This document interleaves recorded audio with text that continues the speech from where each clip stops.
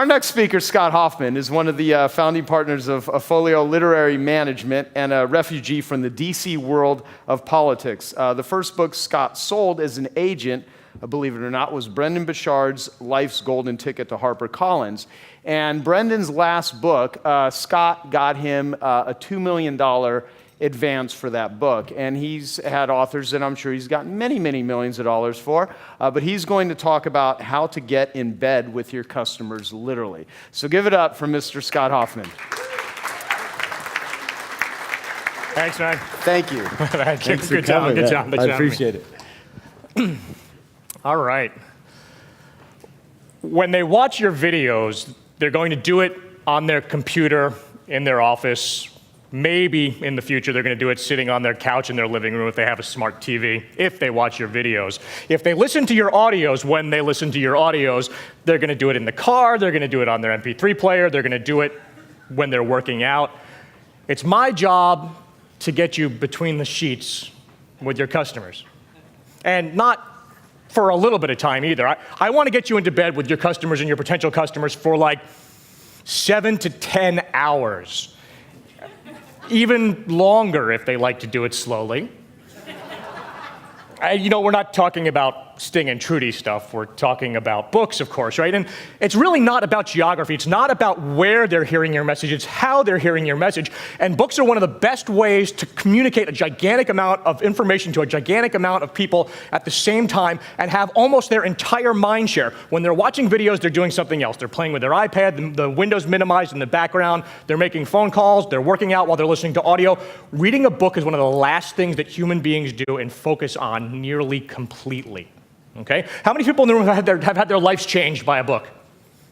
Okay. How many people in the room have had their lives changed by a tweet? Right, okay, not even close. That's the power of books.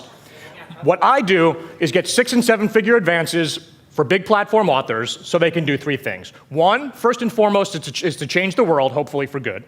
Second, is to enhance the value of their core businesses. And third, is to make a little bit of money in the process. This whole publishing thing wasn't always a career. I used to be in politics. I ran a lobbying firm in Washington, D.C. You can boo now.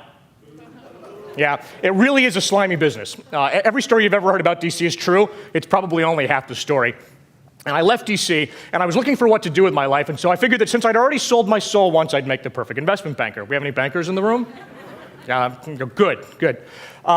Decided I didn't want to do that. I didn't want that lifestyle. I didn't want to spend 18 hours a day, 7 days a week staring at spreadsheets in a cubicle, no matter how much they were going to pay me. And I figured that one of the things that I liked to do more than anything else in the world was to write. But I had no idea how an idea became a book. I mean, everybody's seen that Schoolhouse Rock, how a bill becomes a law, right? But there's no Schoolhouse Rock for books. So I went to a friend, right? So I went to a friend whose husband was a best-selling author. I said, how did he get his first book deal? And she said, actually, I don't really know. It was before we met. Why don't you talk to him? Took the guy out for a beer, and he said, hell, I just wrote the damn thing, and my agent did the rest, and my jaw hit the floor. Your agent? What are you, like a movie star? You've got an agent? The guy was 5'6", he weighed maybe 130 pounds, he had less hair then than I do now. He said, no, my literary agent, the woman who does all my book deals. I said, that's a job? He said, yeah, and I asked, can you make a living doing that? He said, well, she makes 15% of everything I make, and she's got like 49 other clients. And that's when the light bulb went off in my head, and I realized that my 2 favorite things in the world were books and deals, and there was this job where I could do book deals for a living. So that's what I do. How many of you in the room would like to write a book in the next 2 or 3 years? Okay, fantastic. When it is your time to write a book, what I'm about to tell you is going to save you hopefully a year of your time and, let's say, give you $250,000 worth of value at the very least. You are probably, if you're like 75% of first-time authors, going to make the same mistake in that you are going to choose to write the wrong first book. There are 4 primary reasons that people buy nonfiction books. I'm going to tell you what all of them are. There are actually 7 reasons why people buy them, but there are really 4 that are most relevant for this crowd, okay? The first reason people buy nonfiction books is to solve a problem they know they have. And the second part of that sentence is equally important as the first. To solve a problem they know they have to know that they have the problem. If you're trying to help them solve a problem they don't know they have, you're not an author, you're an evangelist, and you're not going to make any money doing it. You would much rather be the guy out there selling the Bibles than the guy out there preaching the word, regardless of how much money all these mega pastors are making, right?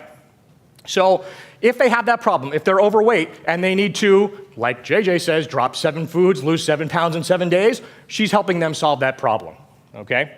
Number 2, the second reason that people buy nonfiction books is to take advantage of an opportunity that they believe exists.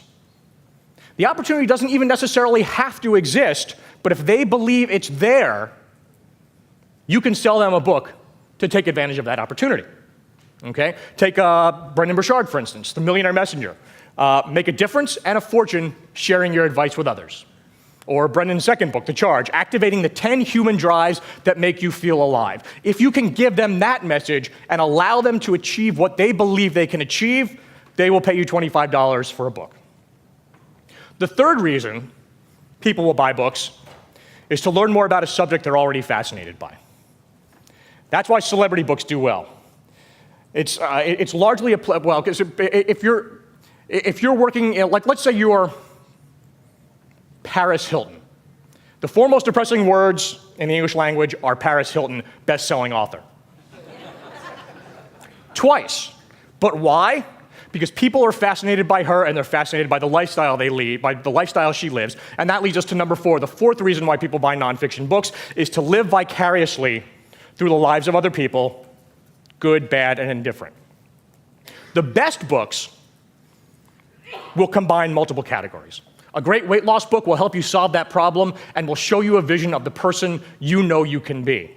A good personal finance book will solve your money problems or show you how to solve your money problems and let you aspire to something that's even greater than you ever thought possible.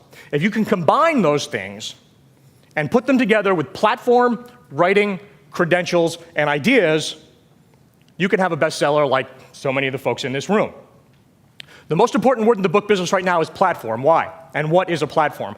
Platform is your ability to let people know your book exists and then get them someplace where they will plunk down their hard-earned $25 to buy it. Why? Because traditional publishers, and most of what I do is dealing with traditional publishers, most of what they do is taking good ideas and making them better, working with literary agents like me, working with authors like you, to package ideas in a way that readers will find them valuable. They're really good at designing those books. They're really good at warehousing those books. They're really good at getting them to places where people are going to want to buy them. What they're really not good at is convincing somebody to pick that book up and take it out the door or to actually hit the buy button online. And that's where you come in. Your ability to get somebody to buy your book is your platform. So if you can combine the platform with the writing, the good news is, even if you're not a great writer, I mean, Rick Frischman, who's had, how many books has Rick had published, Michael? Do you know? Rick's had like 13 or 14 books published, hasn't written a word of any of them himself. You can always get a writer to write your book if that's not what your strength is. If you package the platform and the writing and the credentials and the idea, that's the recipe for a New York Times bestseller. So I'm going to wrap things up by talking about the state of the book business right now. People 2 years ago were talking about gloom and doom, how books were disappearing, how nobody was going to be able to make a living writing anymore. The demise of the book business has been greatly exaggerated. Right? The publishing business has been around since 1600. The first book that Gutenberg printed was the Bible, and the old saw goes that the second book that was printed on Gutenberg's press was a book about the demise of publishing.